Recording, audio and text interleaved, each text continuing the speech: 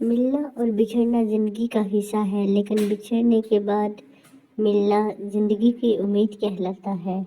فاصلے کسی رشتے کو جدا نہیں کر سکتے اور وقت کسی نئے رشتے کی تخلیق نہیں کرتا۔ اگر جذبات سچے ہوں تو رشتے ہمیشہ قائم رہتے ہیں، اور اگر جذبات جھوٹے ہوں تو رشتے بھی کچھ نہیں کر سکتے ہیں۔ حضرت لقمان علیہ السلام غزالی نے اپنے بیٹے کو نصیحت کی کہ اے بیٹا، دنیا میں ایمان کے بعد اگر کوئی چیز ڈھونڈنا ہو تو اچھا دوست ڈھونڈنا، کیونکہ اچھا دوست ایک ایسے درخت کی مانند ہے جو سایہ بھی دے گا اور پھل بھی دے گا، اور جو برا دوست ہے وہ اس درخت کی طرح ہے جو نہ ہی سایہ دے گا اور نہ ہی پھل دے گا، بلکہ اس کا اخلاق تمہیں تباہ کر دے گا۔ امام غزالی رحمۃ اللہ علیہ السلام نے کہا کہ 5 خصلتیں کتے سے سیکھو۔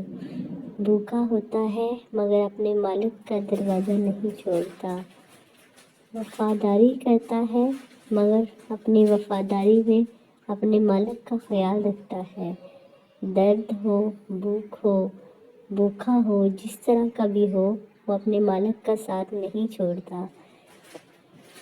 انسان کا سب سے برا کارنامہ یہ ہے کہ وہ اپنے دل اور زبان کو قابو میں رکھے۔ اگر وہ اپنے دل اور زبان کو قابو میں رکھے گا تو وہ دنیا کی بہت زیادہ برائیوں سے اور اس کی بہت زیادہ پریشانیوں سے بچ جائے گا، اور اگر انسان اپنے دل اور زبان کو قابو میں نہ رکھے تو وہ ان میں سے کچھ بھی حاصل نہیں کر سکے گا۔ پوچھا گیا کہ جنت کتنی دور ہے؟ آپ صلی اللہ علیہ وآلہ وسلم نے فرمایا کہ جنت تو 2 قدم پر ہے۔ پوچھا گیا کہ کس طرح سے وہ 2 قدم پر ہے؟ تو آپ صلی اللہ علیہ وآلہ وسلم نے فرمایا کہ پہلا قدم اپنے نفس پر رکھو اور دوسرا قدم جنت پر ہوگا، یعنی کہ اگر تم اپنے نفس پر قابو پا لو گے تو جنت کا حصول تمہارے لیے مشکل نہیں ہوگا، اور اگر تم اپنے نفس کو بے لگام چھوڑ دو گے تو جنت تم سے اتنی ہی دور ہوگی کہ اس میں 7 آسمانوں اور زمینوں کا فاصلہ حائل ہو جائے گا، اور اگر تم اپنے نفس کو قابو پر پا لو گے تو جنت کا حصول بھی تمہارے لیے آسان ہوگا، اور اگر آپ نے دل کو قابو میں کر لیا تو آپ کی دنیا میں بھی سوار آئے گا اور آپ کی آخرت بھی بہتر ہو جائے گی، اور اگر دل ہی میں قابو میں نہ آیا تو انسان جو ہے وہ انسان کا زلزلے کیوں آتے ہیں؟ حضرت عائشہ رضی اللہ تعالیٰ عنہا سے کسی نے پوچھا کہ زلزلے کیوں آتے ہیں؟ ارشاد فرمایا کہ جب عورتیں غیر مردوں کے لیے خوشبو استعمال کریں، جب عورتیں غیر محرم مردوں کے سامنے ننگی ہونے میں جھجک محسوس نہ کریں، یعنی زنا عام ہو جائے، جب شراب اور موسیقی عام ہو جائے تو زلزلے کی توقع رکھنا۔ انسان کی تمام پریشانیاں 2 باتوں کی وجہ سے ہیں۔ وہ 2 باتیں کون کون سی ہیں؟ کہ تقدیر سے زیادہ چاہتا ہے اور وقت سے پہلے جاتا ہے، یعنی تقدیر سے جھگڑا کرتا ہے اور چاہتا ہے، اپنی قسمت پر قانع نہیں ہوتا اور کہتا ہے کہ مجھے میری قسمت سے زیادہ ملے، اور جب وہ ان باتوں میں پڑتا ہے تو وہ بہت مغموم اور بدحال رہتا ہے۔ اور دوسری پریشانی، شیطان کو گمراہ کرنے کے لیے کوئی دوسرا شیطان نہیں آیا تھا، بلکہ یہی وہ نفس تھا جس نے اس کو ابلیس بنا دیا تھا۔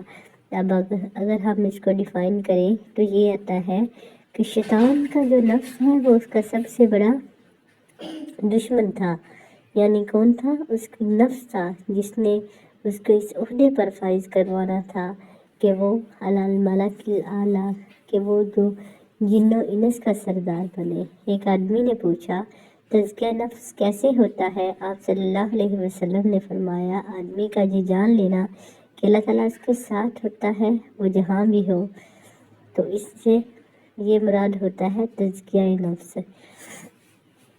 یعنی کہ کس طرح سے آدمی اپنے نفس جب سے یہ معلوم ہو گیا کہ اللہ تعالیٰ ہر جگہ میں اس کے ساتھ ہوتا ہے تو آدمی اب ہر گناہ سے وبال چاہے گا۔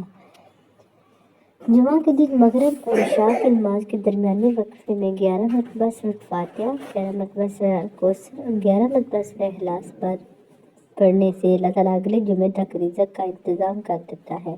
آپ خود بھی پڑھیں اور دوسروں کے ساتھ بھی اس عمل کو شیئر کریں۔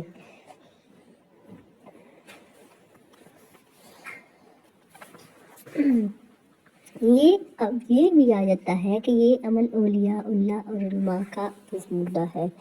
شعور کا پہلا درجہ خاموش رہنے کی عادت، دوسرا درجہ بدتمیزی کا جواب نہ دینا اور تیسرا درجہ بد اخلاقی کا جواب اخلاق سے دینا ہے۔ شعور کا پہلا درجہ خاموش رہنے کی عادت، دوسرا درجہ بدتمیزی کا جواب نہ دینا اور تیسرا درجہ بد اخلاقی کا جواب اخلاق سے دینا ہے۔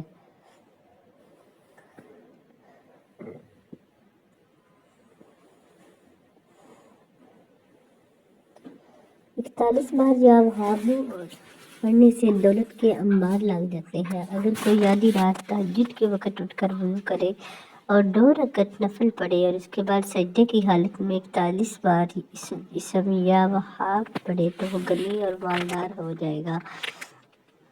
یعنی وہ آدھی رات کے وقت وہاب کا مطلب ہوتا ہے عطا کرنے والا، وہ پڑھے گا تو وہ غنی اور مالدار ہو جائے گا۔